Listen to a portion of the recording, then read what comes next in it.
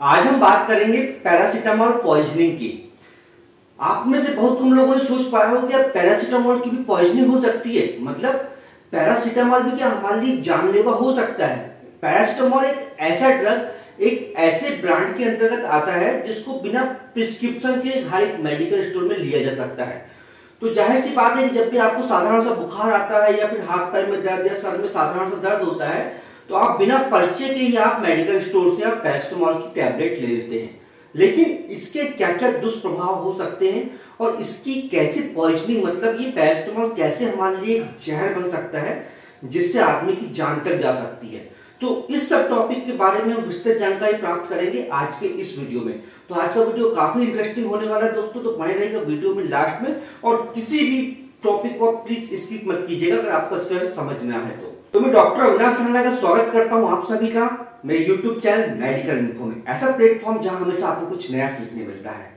तो आज हम जैसे कि बात करेंगे पैरासीटामोल पॉइजनिंग के बारे में। तो हो सकता है इस वीडियो को देखने के बाद बहुत से लोगों में लालसा जाग जाए कि यार आत्महत्या करने का जो अच्छा तरीका है पैरासीटामोल पॉइजनिंग, आसानी से मिल जाता है मेडिकल स्टोर में, बिना किसी पर्चे के मिल जाता है और इसमें कोई ज्यादा टेंशन भी नहीं है। लेकिन भैया ये जितना आसान है सुसाइड करना पैरासीटामोल पॉइजनिंग की, उतना ही ज्यादा कठिन है कि आपको मरने के लिए बहुत ज्यादा कोशिश करना पड़ेगा इसमें। मतलब बहुत तकलीफदायक होता है ना। अगर आपने पैरासीटामोल के लिए लिए तो उस कंडीशन में आपको बहुत बेकार आपको कॉम्प्लिकेशंस, बहुत बेकार साइड इफेक्ट्स का सामना करना पड़ेगा जो निश्चित ही बहुत तकलीफदायक होगा। तो भैया इतनी तकलीफ से नहीं मरना है ना। इसलिए पैरासीटामोल पॉइजनिंग के बारे में बिल्कुल सोचने मत दिमाग की पैरासीटामोल खा के हम आत्महत्या कर लेंगे या फिर मर जाएंगे।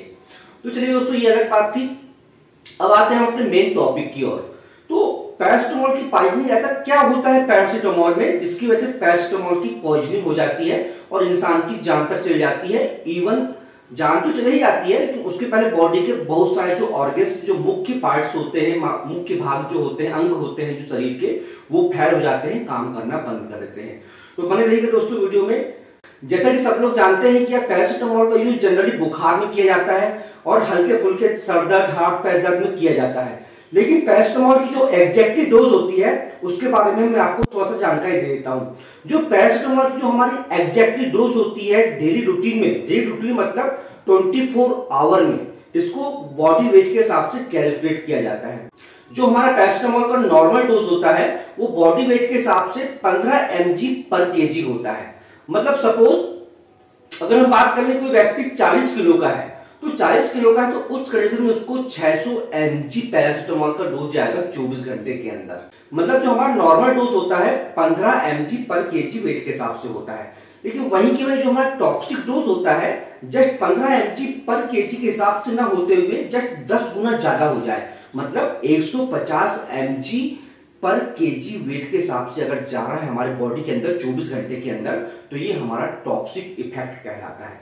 अल्टीमेटली अगर 24 घंटे के अंदर मैक्सिमम जो पैरासीटामोल का जो डोज होना चाहिए ये सिर्फ 4 ग्राम होना चाहिए। मतलब 4000 mg की टैबलेट आप 24 घंटे के अंदर आप ले रहे हैं रुक रुक के या फिर एक साथ, तो उस कंडीशन में ये आपके लिए नॉर्मल डोज कहलाएगा, टॉक्सिक नहीं कहलाएगा।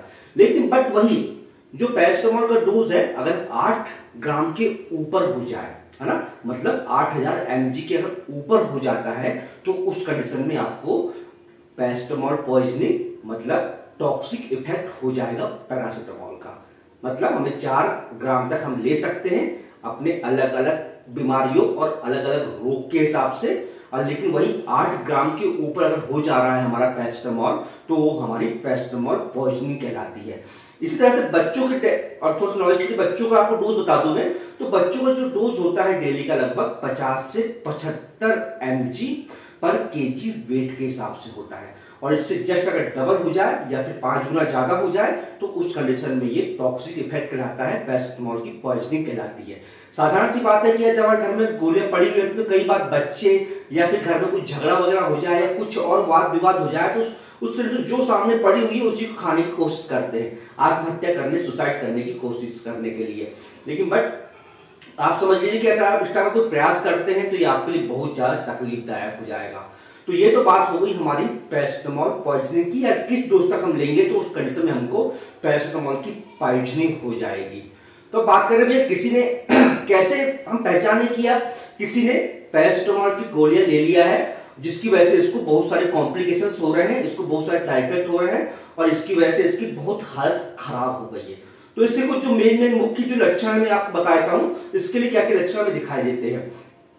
तो जनरली इसके जो लक्षण होते हैं हमें प्रायः 8 घंटे के बाद ही दिखाई देते हैं और बहुत से केसेस में ये लगभग 24 से 28 घंटे बाद भी दिखाई देते हैं अगर पैरासिटामोल उसने सुसाइड करने के उद्देश्य खा लिया है या फिर किसी भूलवश उसने किसी बच्चे ने ज्यादा गोलियां खा लिया है। तो उस कंडीशन में होता क्या है कि बहुत से पेशेंट को भी नौजिया होने लगता है, वोमिटिंग होने लगती है, मतलब जी मचलाने लगता है, उल्टी होने लगती है बहुत ज्यादा। बहुत से लोगों को क्या होता है डायरिया चालू हो जाता है, मतलब लूज मोशन चालू हो जाते हैं। बहुत से पेशेंट को क्या होता है पेट में दर्द होने लगता है, पेट में दर्द के साथ बहुत सारी पेट में मरोड़ होने लगती है।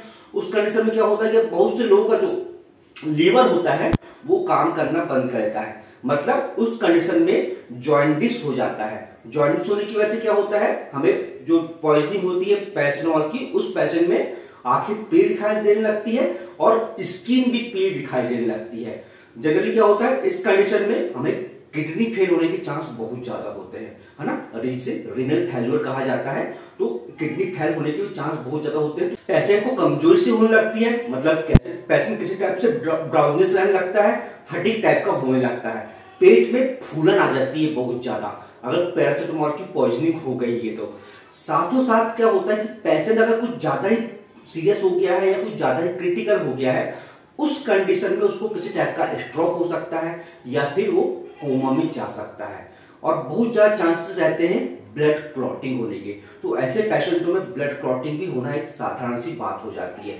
और जनरली इसकी जो पैरासिटामोल पॉइजनिंग की वजह से जनरली मौत होना है तो लगभग खाने के तुरंत बाद 1-2 दिन बाद नहीं होती है, लगभग 4 से लेकर लगभग 18 दिन 12 दिन के बीच में लगभग इसकी मौत हो पाती है पेशेंट की अगर वो कंट्रोल में नहीं हो रहा है तो। और एक जो मेन चीज हमें दिखाई देती है पैरासिटामोल पॉइजनिंग वाले पेशेंट में शुगर डाउन हो जाना, मतलब ग्लूकोज लेवल का गिर जाना, ये हमें मुख्य तौर पे लक्षण दिखाई देते हैं अगर पैरासिटामोल की पॉइजनिंग हो गई है तो।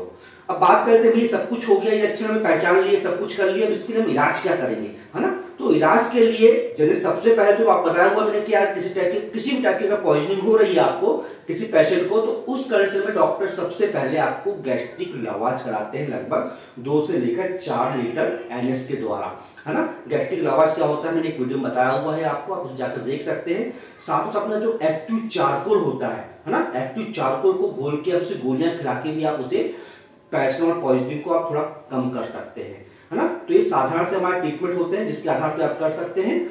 और साथ में IV फ्लूइड का आपको मेंटेनेंस रखना है। इस कंडीशन में बहुत ज्यादा IV फ्लूइड की कमी होती है क्योंकि वोमिटिंग चालू हो जाती है, डायरिया चालू हो जाता है, तो ये आपको IV फ्लूइड सफिशिएंट मात्रा में रखना है।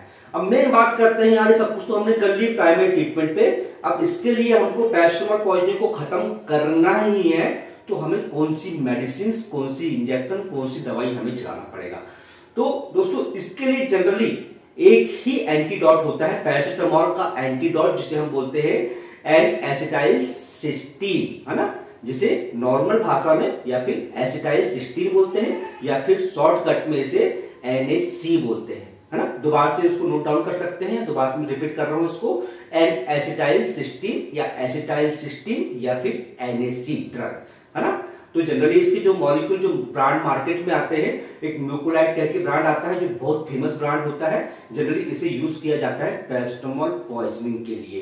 तो ये काम कैसे करता है हमारा N-एसिटाइलसिस्टीन या एसिटाइलसिस्टीन या NaC। तो जिसे बताया हुआ आपको पैरासिटामोल की पॉइजनिंग, और आपको एक बात थोड़ा सा बीच में और डालूंगा मैं, पैरासिटामोल को एसिटामिनोफेन भी कहा जाता है। अगर कहीं आप कंफ्यूजन की अगर बात आती है कि पैरासिटामोल की पॉइजनिंग हुई है, कहीं आपको बोलता है कि इसे एसिटामिनोफेन की पॉइजनिंग हुई है, तो मतलब दोनों एक ही चीज है ना। लेकिन जो आजकल चलन में सिर्फ पैरासिटामोल आ गया है, इसका जो जनरली ओरिजिन नेम होता है इसका एसिटामिनोफेन कहलाता है पैरासिटामोल का। पैरासिटामोल एक ब्रांड समझ सकते हैं आप, बस हो गया, है ना। तो पैरासिटामॉल की अगर पॉइजनिंग हुई है हमें, तो क्या होता है, सबसे पहले ये हमारे लीवर को चोट पहुंचाता है।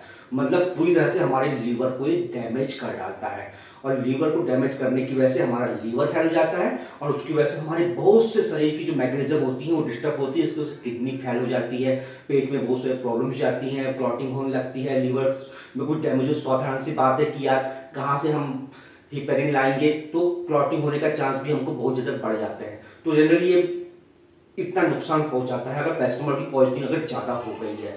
तो अब एसिटाइलसिस्टीन करता क्या है, हमारे लीवर को प्रोटेक्शन प्रदान करता है ना। हमारे लीवर के चारों तरफ एक लेयर तैयार कर देता है, जिससे जो हमारी पैरासिटामॉल होता है, जो हमें डैमेज पहुंचाता है हमारे लीवर को, उसको लड़के मार के उसको असर को कम कर देता है, मतलब अल्टीमेटली उसको हरा देता है। अब थोड़ा सा एन एसिटाइलसिस्टीन के बारे में थोड़ी सी और जानकारी प्राप्त कर लेते हैं। ये जो एन एसिटाइलसिस्टीन बहुत काम का ड्रग होता है, बहुत काम का इंजेक्शन होता है ना। अगर पैरासिटामॉल की पॉइजनिंग हुई है तो इसे 8 से 10 घंटे के अंदर भीतर देना आवश्यक होता है, ताकि ये बेहतर इफेक्टिव हो सके, मतलब बहुत अच्छा आराम कर सके। इसलिए 8 घंटे के अंदर भीतर दे दे तो बहुत ही अच्छी चीज होती है।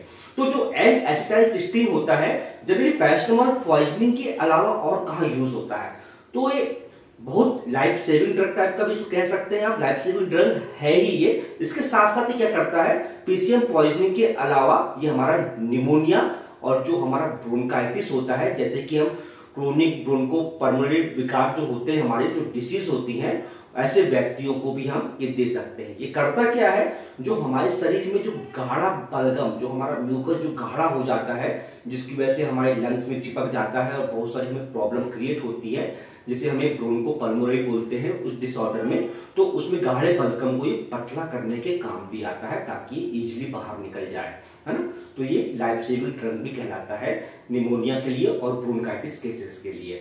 तो बात करते हैं हम, अगर किसी को पैरासिटामॉल पॉइजनिंग हो गई है तो उसे कैसे हमें एन एसिटाइलसिस्टीन देना है। तो इसका जो डोज किस तरह से कैलकुलेट किया जाता है, मैं आपको बता रहा हूं इसके बारे में।